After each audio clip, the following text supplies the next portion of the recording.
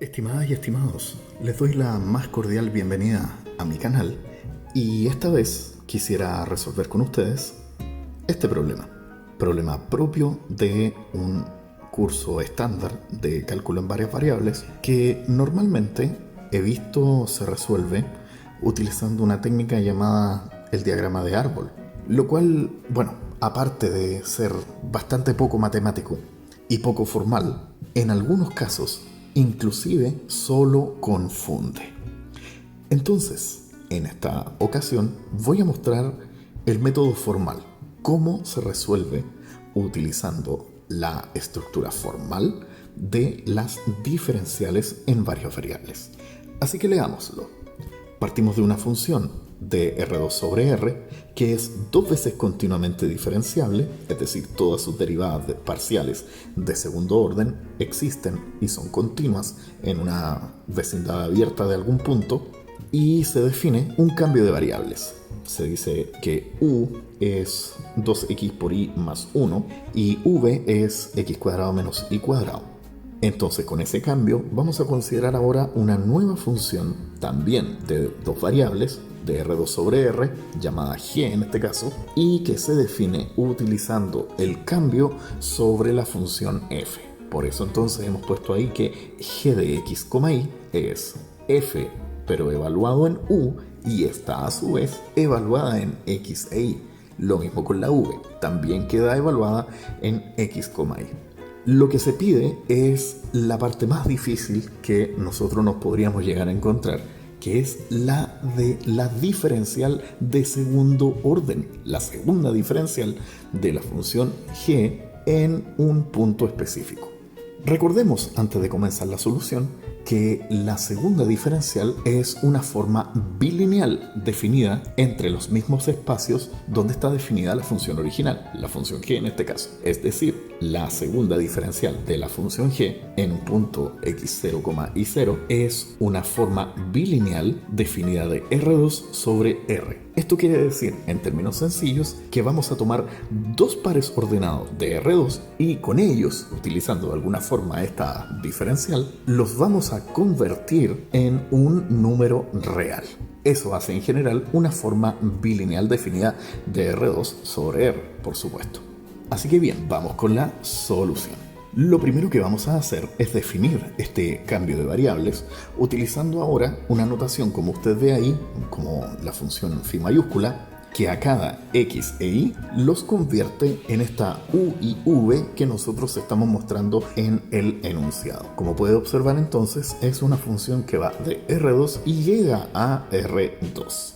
De esta forma, nuestra función, tal cual como se nos pide, se puede escribir como esa compuesta que usted está viendo ahí en pantalla, lo cual nos permite utilizar la regla de la cadena para hallar la diferencial de la función g, obteniendo lo que usted ve acá. Es decir, para encontrar la diferencial de la función g, como siempre, ¿verdad?, debemos determinar primero la diferencial de la función f, evaluarla en este cambio de variables y luego multiplicar por la diferencial del famoso cambio de variables. Así que esto, en términos matriciales, debería quedarnos así, donde usted puede observar en el factor de la izquierda la diferencial de la función f escrita como una matriz de una fila y dos columnas, y el factor de la derecha sería la diferencial del cambio de variables, que evidentemente sería una matriz de 2 por 2, debido a que el cambio, como ya lo hemos dicho, es una función de R2 sobre R2. Entonces, la segunda diferencial de la función g será la diferencial de este producto de funciones definidas de manera matricial.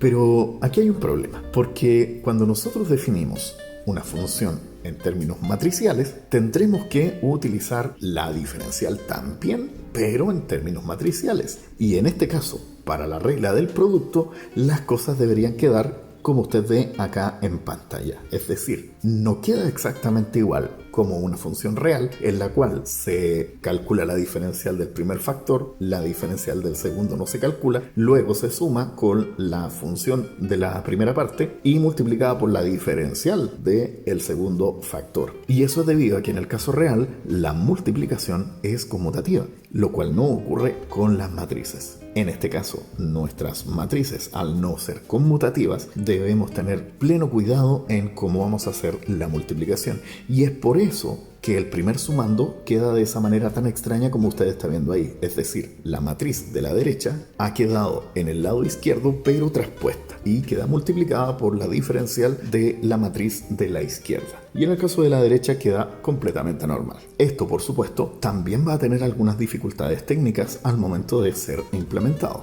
Veamos. Primero, lo más sencillo, la diferencial de una función que ya es una matriz de una fila y dos columnas, simplemente será una matriz, pero ahora de dos filas y dos columnas, lo cual evidentemente debemos mezclarlo considerando que esta también es una función compuesta, así es que las cosas nos deberían quedar como usted ve acá. El que puede apreciar que el factor de la izquierda es la diferencial de esta función definida matricialmente como una fila y dos columnas, que ahora ha quedado convertida en dos filas y dos columnas y multiplicado por supuesto por la diferencial del cambio de variables, que es exactamente la misma matriz que utilizamos al principio. Ahora la parte más compleja. ¿Cómo calculamos la diferencial de una función que es una matriz pero de dos filas y dos columnas? Bueno, en este caso tendremos que hacer uso, en realidad, de una notación un tanto intuitiva, pero que evidentemente proviene del análisis tensorial. Lo que hice yo acá simplemente es utilizar una notación visual para la tercera dimensión que se ha creado en esta diferencial. Como usted recordará, cada vez que se calcula la diferencial de una función, se le agrega una dimensión a el objeto de salida. Por ejemplo, si la función tiene una sola componente, es decir, es una función real, entonces la diferencial tendrá varias columnas y una sola fila, es decir, se le ha agregado una dimensión. Ahora, si la función ya tiene varias columnas pero una sola fila, su diferencial tendría varias filas y también la misma cantidad de columnas, es decir, se agregó una nueva dimensión. Y por lo tanto es natural pensar que si ahora nuestra función ya tiene varias filas y varias columnas, se agregue una nueva dimensión que es esta que yo estoy separando acá mediante comas. Entonces deberíamos entender que las componentes de esta especie de vector formado por matrices debiesen ser la nueva dimensión de la función original. Y eso, por supuesto, debería quedar como usted ve acá, en que hemos aplicado la derivada parcial respecto a cada una de las variables en la nueva dimensión, porque es así precisamente como se calculan cada una de las diferenciales sucesivamente de una función. Cuando usted calcula la diferencial, insisto, de una función de una componente, va calculando las derivadas parciales respecto de cada una de esas variables y con esas derivadas parciales se crean los nuevos elementos de la nueva dimensión. Entonces acá simplemente hemos replicado aquello. Insisto, esta es una construcción bastante intuitiva, pero de hecho cumple con los requisitos formales de que efectivamente funciona. Entonces apliquemos todo lo anterior para calcular la segunda diferencial de la función g. Las cosas deberían quedar así para el primer sumando, y en el caso del segundo sumando, las cosas ahora deberían simplificarse de esta manera, en la cual obviamente nosotros hemos dejado en el segundo factor la expresión que logramos escribir ahí arribita. Ahora bien, esto por supuesto no nos conviene efectuarlo a menos que conozcamos la forma algebraica de cada una de las componentes de estas matrices. Por supuesto, de no ser así, estaríamos en serias dificultades al momento de simplificar. No obstante, se puede.